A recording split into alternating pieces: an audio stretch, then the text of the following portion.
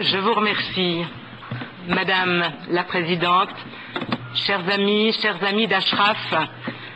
Nous devons rester mobilisés pour sauver Ashraf.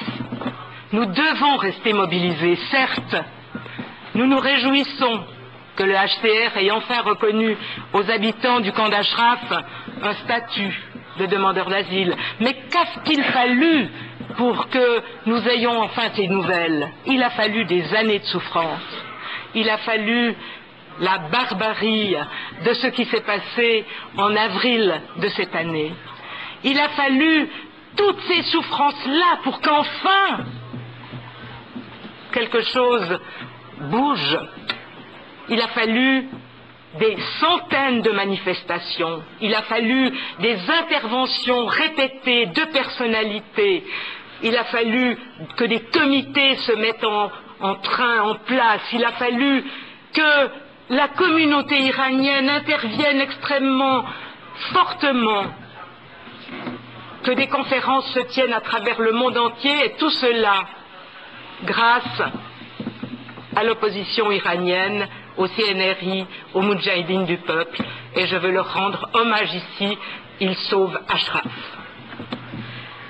Cependant, je ne peux pas me retrouver dans ces murs sans rappeler la mémoire de Kazem Radjavi.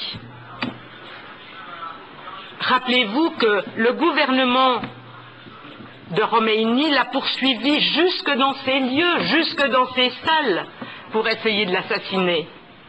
Lui qui dénonçait sans relâche les exactions, la barbarie du régime.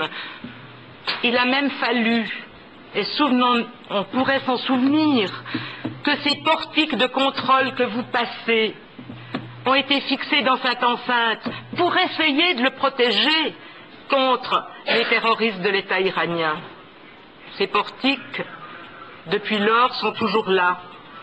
Lorsque vous les passez, rappelez-vous qu'ils ont été mis à cet endroit contre la sauvagerie des mollahs qui n'a pas cessé.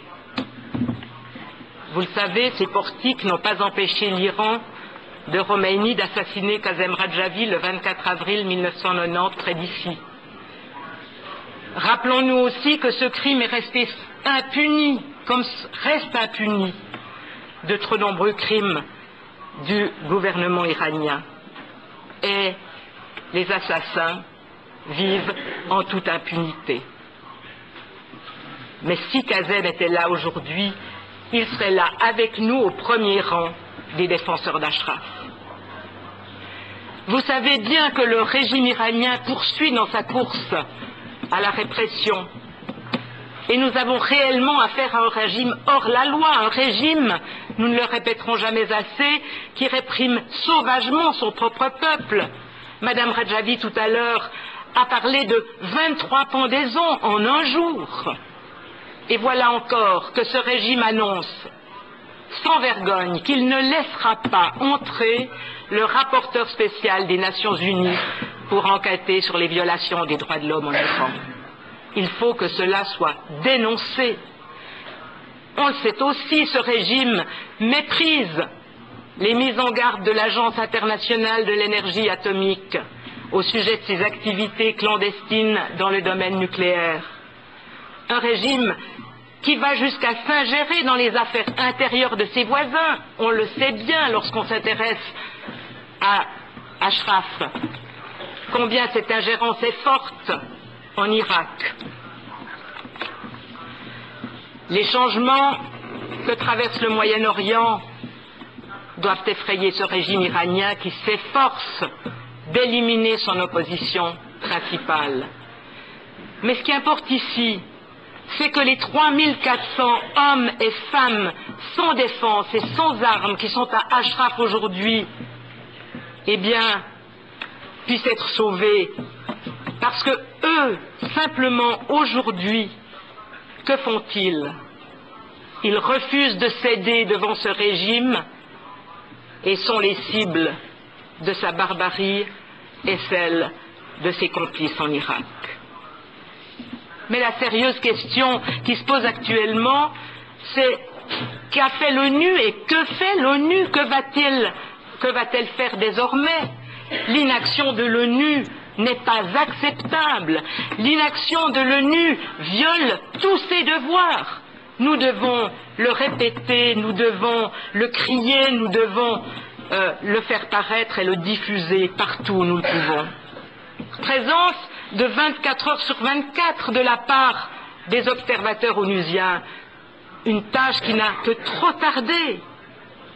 S'ils avaient été présents le 8 avril, pensez-vous que l'attaque aurait eu lieu de cette manière-là? Pensez-vous que cette attaque aurait tué ces 36 femmes et hommes qui vivaient pacifiquement dans le camp d'Ashraf?